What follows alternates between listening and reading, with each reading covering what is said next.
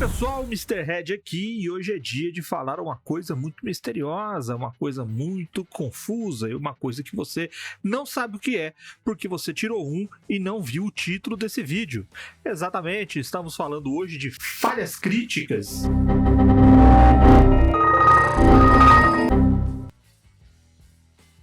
Eu sei que você, jogador, não gosta de falha crítica.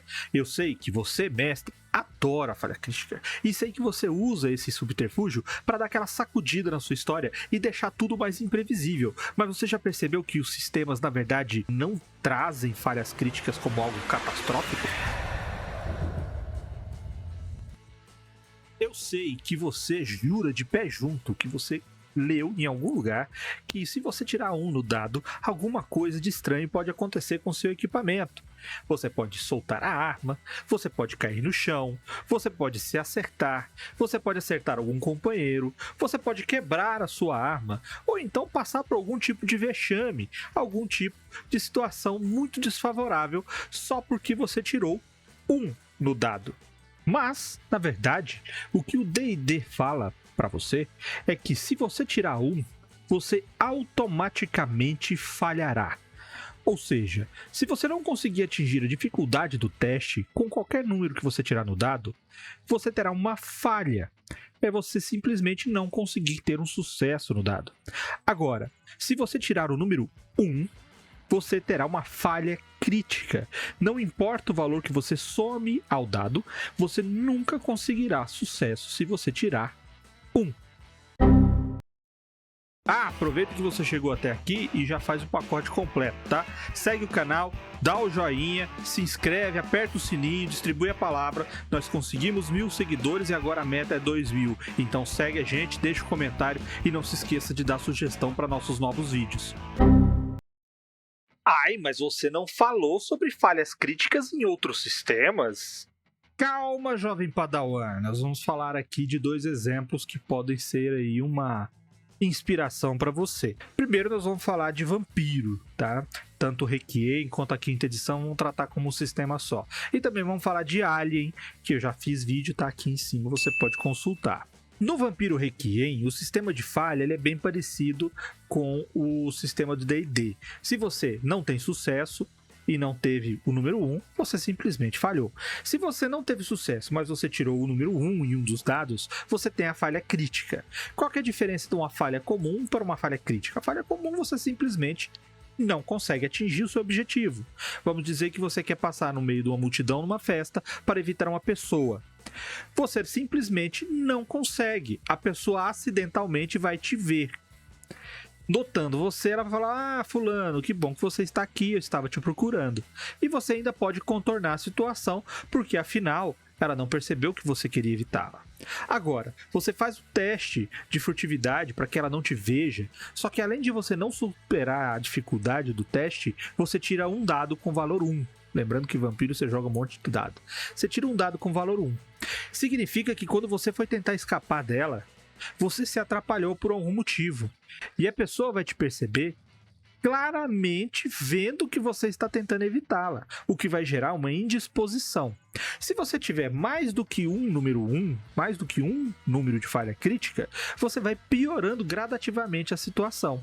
Se você jogar os dados e tiverem 2 números 1, por exemplo, o narrador pode considerar que você, ao tentar se esquivar entrando no meio da multidão, você esbarrou em um garçom.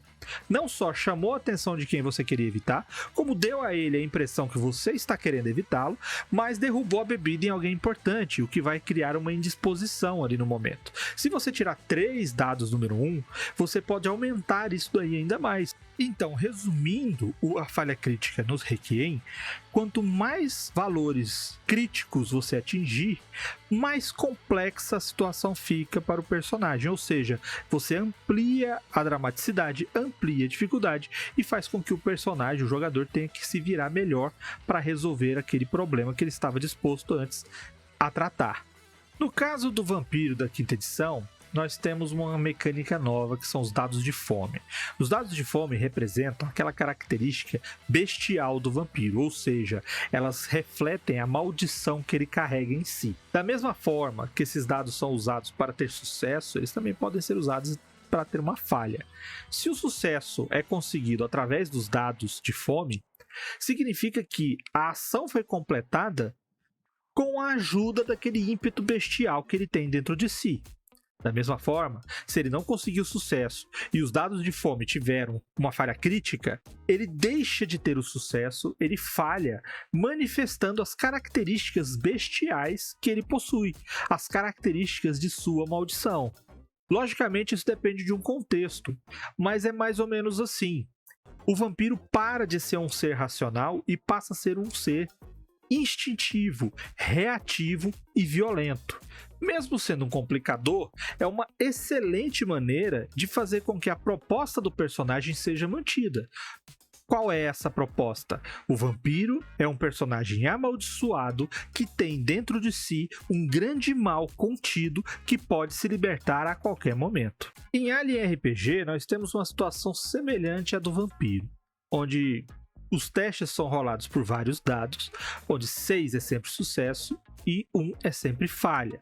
Acontece que quando você não consegue realizar uma tarefa, ela é muito difícil ou você não teve sorte, você pode apelar por um recurso chamado estresse, onde você aumenta os pontos de estresse, mas aumenta a quantidade de dados que você joga, jogando os dados de estresse.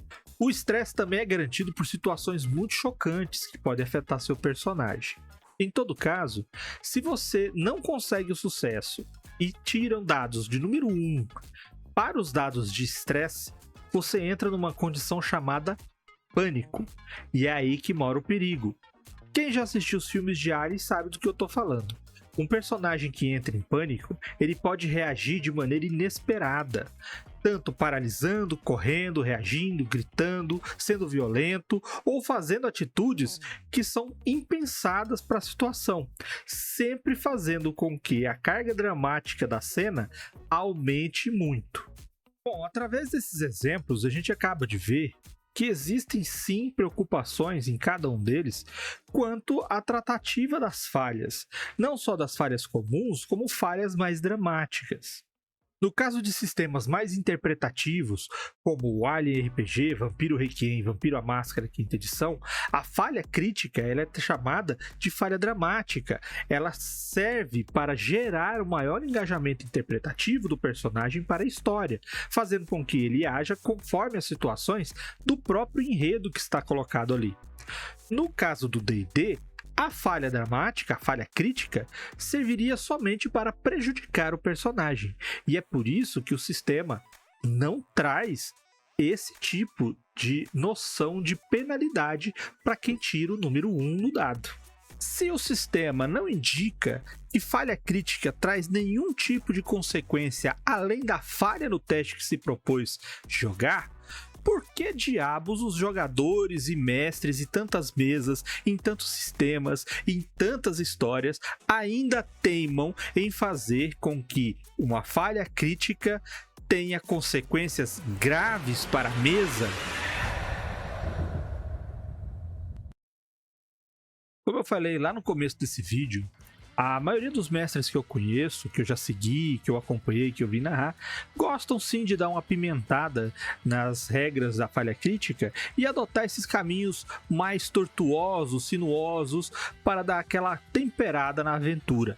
Logicamente porque muitos jogadores adoram se beneficiar das regras do sucesso decisivo, do acerto crítico, onde o 20 sempre acerta, duplica dano e você sempre tem vantagens que podem ser derivadas desse tipo de situação. Então, por que não o mestre também aproveitar essa situação para deixar a coisa um pouco mais impactante e amedrontadora? Tirar 1 no dado significa que os rumos da história podem mudar. É muito comum a gente olhar nos nossos comentários dos vídeos, ou até alguma vez ou outra nos comentários das nossas lives, aparecer um mestre ou outro, ou um curioso, ou um jogador, perguntando sobre tabelinhas de erro crítico, coisas que possam acontecer caso a pessoa que estiver jogando tire 1 no dado. Ou seja, já é um costume que está muito enraizado na cultura de jogadores e de mestres no D&D principalmente. E já contando com a situação em que o número 1 pode trazer prejuízo, eu também vi muitas mesas utilizarem o 1 como saídas cômicas para situações. Não só simplesmente aquelas falhas que foram faladas, quebrar uma arma, ferir-se a si mesmo, ferir um companheiro, mas sim situações que tragam um pouco mais de leveza ou que tragam um pouco de embaraço para os jogadores. Logicamente, para os personagens desses jogadores. Dessa maneira, acredito eu, a falha crítica ela é uma ferramenta multiuso para agitar a campanha e para deixar as coisas um pouco menos monótonas, trazer um pouquinho de medo e diversão ao coração das pessoas. Agora, qual é o revés dessa situação? Vamos considerar que quando você monta um personagem de RPG na sua mesa, você está montando um herói. Você está montando alguém que tenha capacidades sobre-humanas, ou sobre-élficas, ou outras linhagens que você adotar, mas superiores para resolver situações graves, drásticas e perigosas. Eles vão enfrentar riscos incomuns, criaturas ameaçadoras e vão ter que completar missões extremamente delicadas para salvar pessoas, comunidades, garantir com que a paz continue no reino e impedir o avanço de grandes males que podem afligir a todos. Então, se considerarmos que o personagem do jogador é um herói, dedicado a grandes feitos, montado para grandes feitos, criado para ser algo maximizado em comparação aos demais existentes do cenário.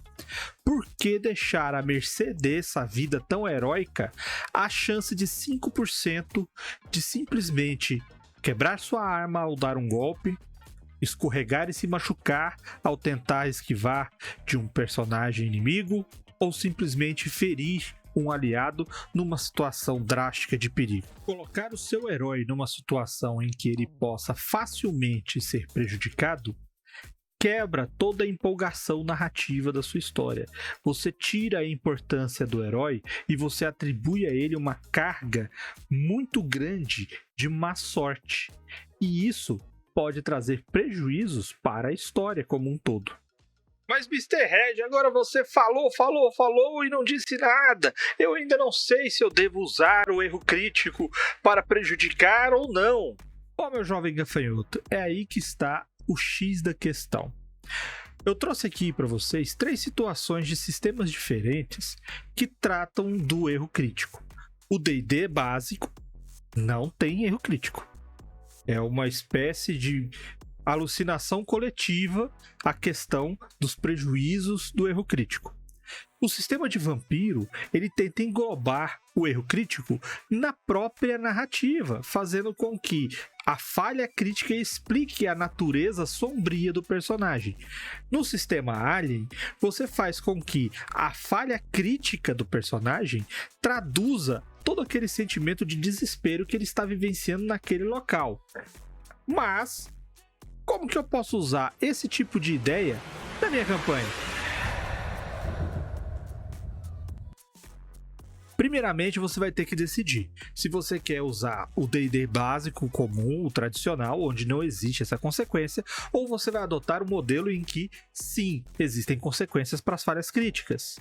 Se você decidir pelo modelo onde as falhas críticas trazem uma consequência, você tem que adotar alguns critérios para que isso seja satisfatório para todos e que vale como uma regra da casa, uma regra combinada entre todos da mesa. Então, o passo número 1 é: todos devem estar cientes dos riscos de uma falha crítica. Então você deve conversar com o grupo e deixar bem claro quais são as regras adotadas para os erros críticos. Como que acontece e como que esses efeitos, essas consequências serão adotadas. Passo número 2. Quais são os critérios adotados para estabelecer os efeitos da falha crítica? Nesse momento você vai ter que decidir se você vai adotar as tabelas, que são infinitas tabelas que você encontra na internet para baixar, onde vários efeitos são numerados e você sorteia no dado, seja um D6, D8, D10 e D12. Ou se você vai fazer uma narrativa adaptativa, como o Vampiro a Máscara faz ou a Alien faz. Então, dando um exemplo, imagine 2 guerreiros lutando. e um deles vai ter um erro crítico. Se você adotou pelo sistema de tabelas, quando ele teve o erro crítico e ele estava golpeando com a espada, você vai simplesmente rolar o dado e ver qual foi o fator que deu ali.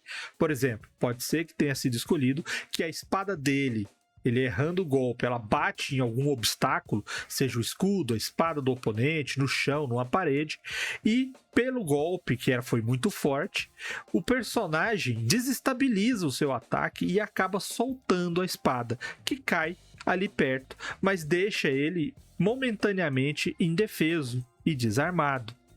A partir daí, o personagem vai ter que se virar ou sacando outra arma ou indo atrás da arma que ele perdeu. Se você estiver narrando essa questão adaptativa, como eu falei do vampiro e do alien, você pode pensar numa outra solução. Eles estão lutando num campo lameado, eles estão lutando perto de paredes, então o guerreiro que erra e tem o erro crítico, ele simplesmente erra o golpe, mas por estar girando o corpo de maneira veloz e muito potente, ele vai se desequilibrar. E aí você pode imputar a ele ou uma desvantagem no próximo turno, ou a perda de uma ação no próximo turno, porque ele pode se equilibrar para não cair, e isso ele vai perder na iniciativa, e vai gerar uma série de desvantagens, como ele perder a chance de atacar, ele ter que se reposicionar no tabuleiro, no tablado do jogo, ou outras que você pode associar simplesmente devido à situação, como dar vantagem para um companheiro do atacante, ou você dar desvantagem para o grupo do jogador. O passo número 3 é se preparar para as situações. O preparo é sempre necessário quando você estiver improvisando. Então, se você estiver utilizando as planilhas, né, as tabelas de erros críticos, você sempre vai ter que escolher as tabelas mais completas ou aquelas que trazem a maior quantidade de opções possíveis para diversos tipos de encontro. Se você não tiver essa condição, não encontrar uma tabela boa o suficiente para isso e não criar a sua própria, você vai ter que prestar atenção naquilo que está acontecendo na cena e nos efeitos que vão ser escolhidos na tabela para ter que ajustar ou adaptar caso seja necessário. Um exemplo, os personagens estão lutando, um deles comete um ataque que ele é falho e dá um erro crítico nessa. Na tabela está falando, ele acerta um aliado que está próximo, mas não existe um aliado próximo suficiente para ele acertar. Então você vai ter que fazer uma adaptação para que não fique uma falha narrativa além da falha do ataque do personagem. Se você estiver utilizando essa narrativa adaptativa, você vai ter que improvisar essa desvantagem através da descrição que você mesmo fez da cena. O ambiente está molhado, está lamacento, qual é a condição de encontro dos dois personagens, quem está na vantagem. Então a mudança de posicionamento, a perda de um ataque, o desequilíbrio pode trazer uma dinâmica a mais para a narrativa. Do mesmo jeito, pode garantir ao inimigo uma ação a mais ou que ele realize um planejamento instantâneo que antes ele não teria condições, como, por exemplo, ameaçar um aliado, pegar um refém, esse tipo de situação.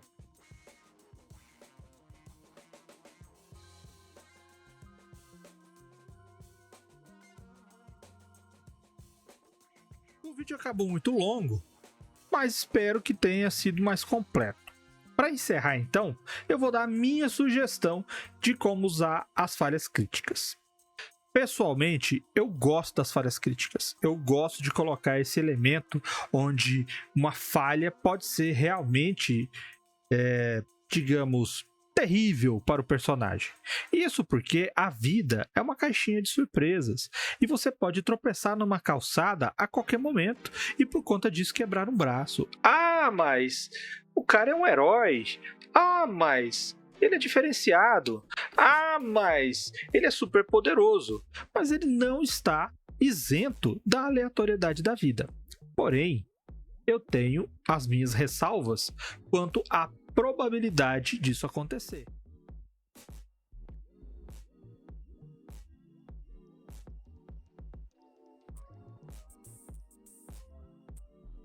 Quando você joga dados para jogar RPG, você está brincando com as probabilidades de resultados. A gente já viu que tirar 1 num D20 equivale a 5% de chances.